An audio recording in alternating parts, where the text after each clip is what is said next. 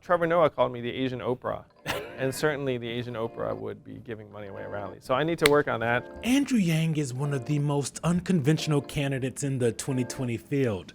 A crowd-surfing, Cupid Shuffling entrepreneur whose almost singular economic policy prescription is to give every American citizen $1,000 a month. Throughout the summer, he's seen such a rise in popularity that he shot past sitting senators, former cabinet secretaries, and current governors to the 6th position on the last debate stage. His theory of the last election is that computer automation forced so many people out of their jobs, they were ripe for the picking for a different, unconventional presidential candidate.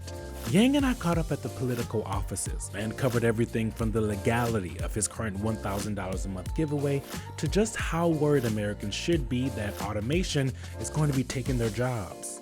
There have been multiple candidates that have kind of had this same kind of rise. Lots of media coverage, kind of a media darling, Beto O'Rourke being one of them, Pete Buttigieg comes to mind. But they both kind of have the air taken out of their candidacies a little bit. So what's your plan to be more than the flavor of the month? I'm thrilled that Americans are starting to dig into my candidacy because they'll see that my campaign platform consists of more than 150 different policies. That it's not just the freedom dividend, it's a way that we can take our government back to work for us. It's about shifting the measurements of our economy so that they actually correspond to our own well-being, and literally 147 other policy proposals.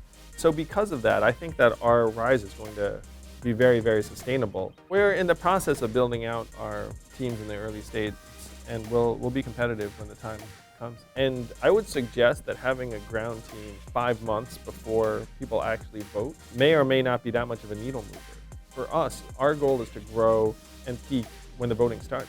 Your theory of the case is that Democrats lost in 2016 because of automation, especially in the Midwest, taking jobs. It doesn't really seem like AI or automation is going to be slowing down. So how do you save the jobs that have already left to automation, and how do you slow it down or prevent it from taking over others' jobs? Well, the studies show that between 20 and 44% of American jobs are at least theoretically subject to automation in the next 20 to 25 years. So that's a lot of jobs. What we have to do, though, is start facing facts about the magnitude of this transition and start trying to evolve to a different form of economy as quickly as possible, where we have intrinsic value as human beings instead of having the market determine what our value is. Because the market's going to zero out more and more Americans very quickly. How much should people worry? By my estimation, we're in the second or third inning of the fourth industrial revolution. Now, unfortunately, what happened to those 4 million manufacturing jobs is now happening to retail jobs, soon call center jobs, already fast food jobs, and eventually car and truck driving jobs. Now, I just named 4 of the most common jobs in our economy. By the time it gets to inning 4, 5, 6, it will be completely indisputable and frankly disastrous for many, many communities. So we need to get our acts together as quickly as possible. That's why I'm running for president. What are the policies and the bills, the laws that you can put in place to protect people's jobs? Well, the first big step is to start sharing the bounty of all of this technological progress in the form of a dividend of $1,000 a month that goes to every American. That would help us all be stronger and healthier, but it would also enable millions of Americans to make more effective transitions, whether that's going back to school or moving for or a new job or just taking care of oneself. The next big move we can make that's actually pretty easy is to change our economic measuring stick from GDP to things like our own health and well-being, our mental health and freedom from substance abuse, our childhood education and success rates. If you change those measurements, then you start seeing what the real baseline is. I think you're almost done for with people saying what they would do with $1,000. I think it's either today or tomorrow the deadline to sign up. Yes. Is that coming up soon? It's coming. You're gonna pick some winners.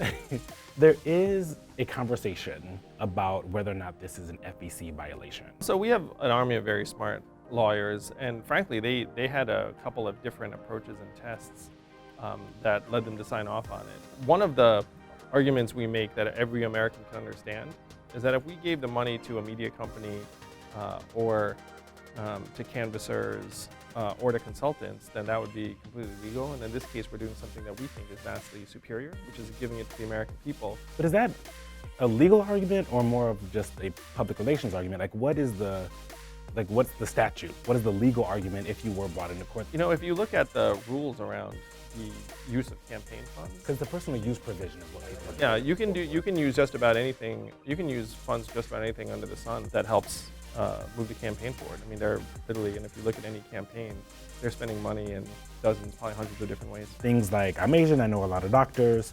The only thing that's the exact opposite of Donald Trump is an Asian who likes math. What's the thinking behind engaging in these Asian stereotypes straight on? First, I think Americans are really smart and they can see right through these jokes for exactly what they are.